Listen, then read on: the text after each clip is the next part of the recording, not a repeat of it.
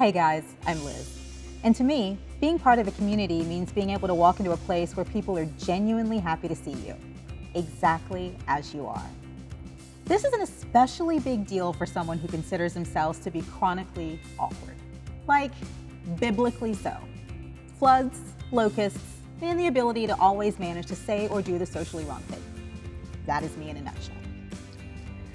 It never really bothered me that much until we moved to Memorial about 10 years ago, and I retired from teaching high school, which, coincidentally, is the absolute best place on earth for the chronically awkward to hide out.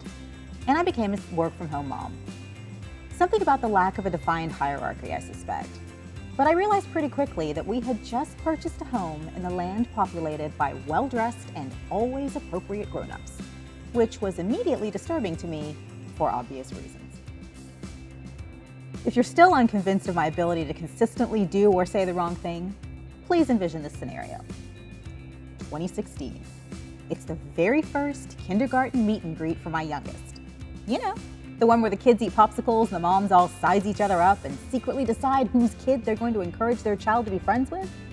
Anyway, we drive back into town deliberately early so that we can be there and make a good impression. And halfway through, I look down and realize that I am wearing a t-shirt with the word savage emblazoned across the front of it. I mean, for the actual love. And if you happen to be keeping awkward score, and this might shock you to hear, the other mothers were in full hair and makeup in August and were not, I repeat, not, wearing baseball caps and t-shirts with savage emblazoned across the front.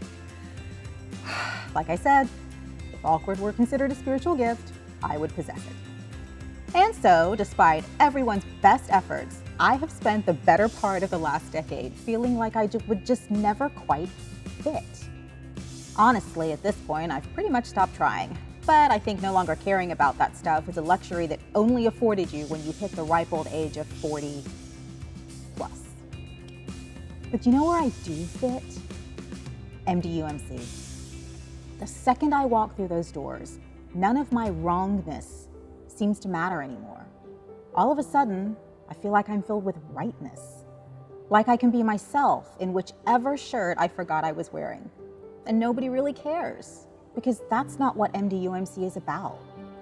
It is a church in the sense that it is four walls.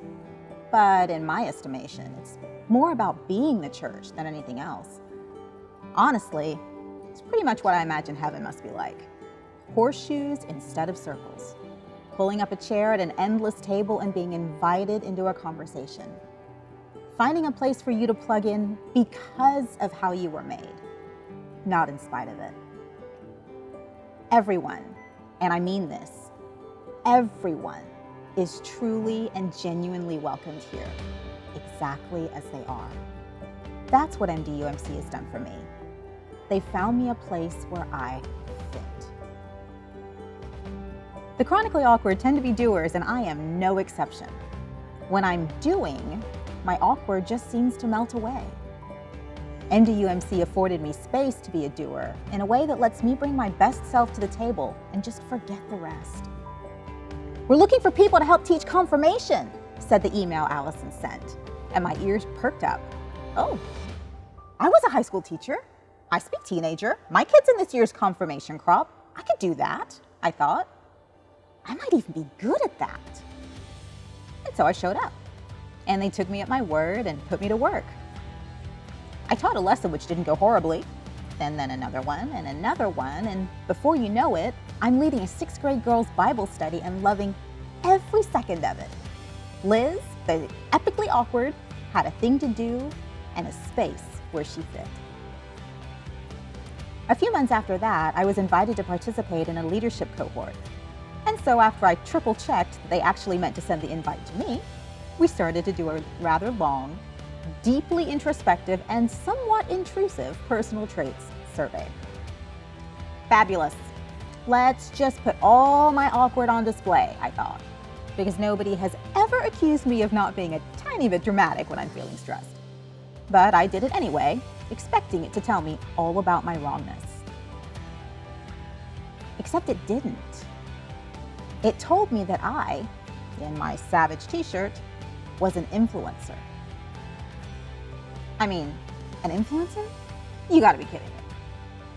So naturally, I told Michael and the others that their survey was broken. And do you know what they said after they stopped laughing? No, it's not. And yes, you are. We see it. And miracle of all miracles, I believe them. Because that's what the people at MDUMC do. They see you. And they find something to like, no matter how epically awkward you may be. Here, they don't just preach it, they walk it. And they have donuts. I mean, honestly, walkers with donuts? What more could anybody ask for? And for what it's worth, I suspect Jesus would agree.